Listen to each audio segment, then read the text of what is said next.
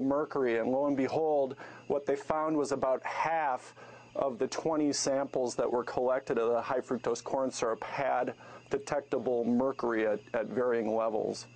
And then the second study was one that my own group did that tried to extend on this problem and finding and go out to supermarkets and actually look for common brand name food and beverage products and test them for total mercury as well. And we found that about 1 in 3 of the 55 products that we sampled had detectable mercury in them. How does it happen? How does the mercury contaminate the corn syrup? Well, how it happens is like this. These huge chlorine plants, many of them continue to use a really outdated technology that's based on mercury cells. It's not the only technology they could use. It's only one of 3, but many still use it, despite the fact that we've known for a long time that they are big polluters of mercury into the environment. What was kind of an open secret in the industry, though, was that the food-grade chemicals that came out of these plants could also be contaminated with mercury.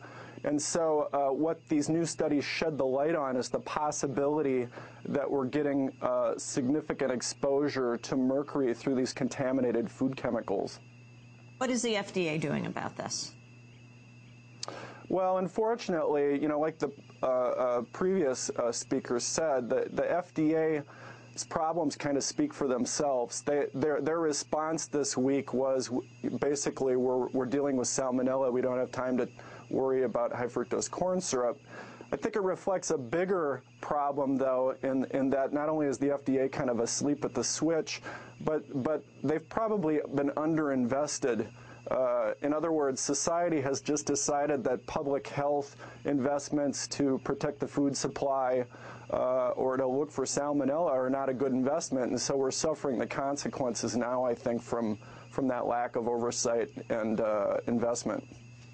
And the use of high fructose corn syrup, I mean, a lot of people might say, what are you talking about? Sugar, right? Well, high fructose corn syrup is a sweetener, just like sugar or honey or molasses are sweeteners.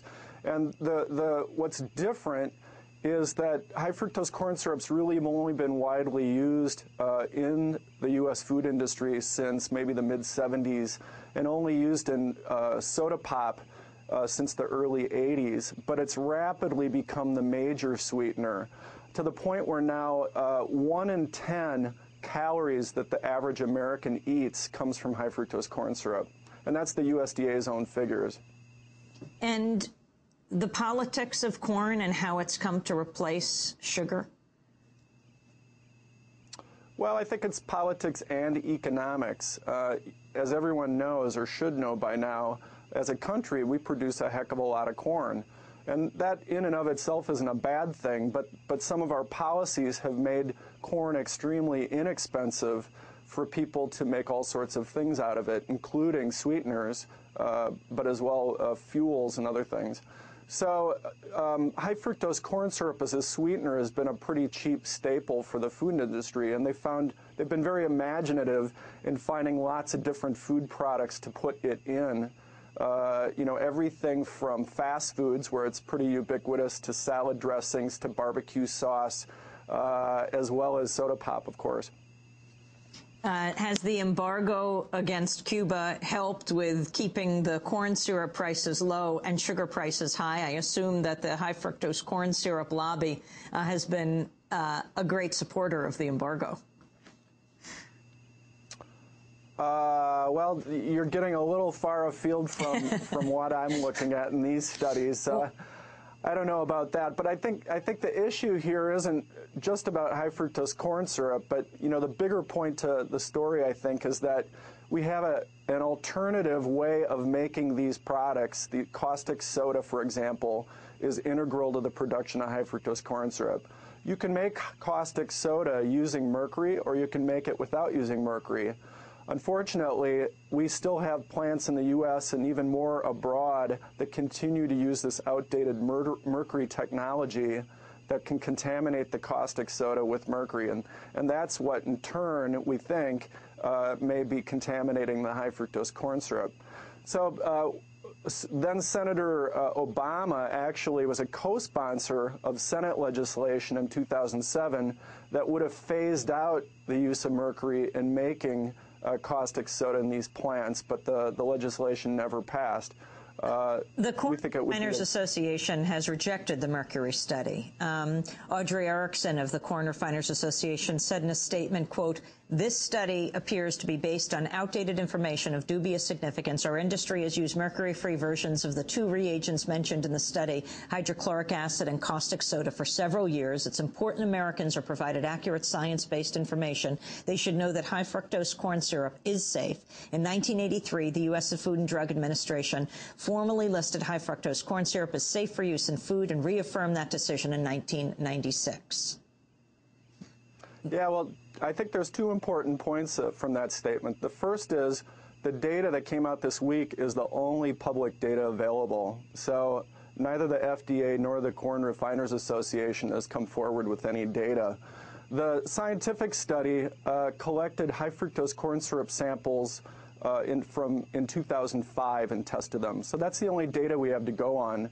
Our report dealt with supermarket foods that were collected this fall in the Twin Cities. So that's pretty up to date, I think. Let me play for you the Corn Refiners Association ad. They launched a marketing campaign to defend high fructose corn syrup. The lobbying group ran several television ads promoting the sweetener to be a natural product just like regular sugar. Once again, you're demonstrating your inferior intellect. That's real as high fructose corn syrup, eh? So even a doofus like you must have heard what they say about it. What? Well, then, I mean...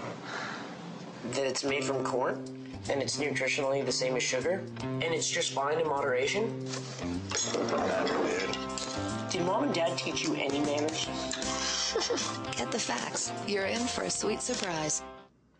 Your response, Dr. David Wallinga.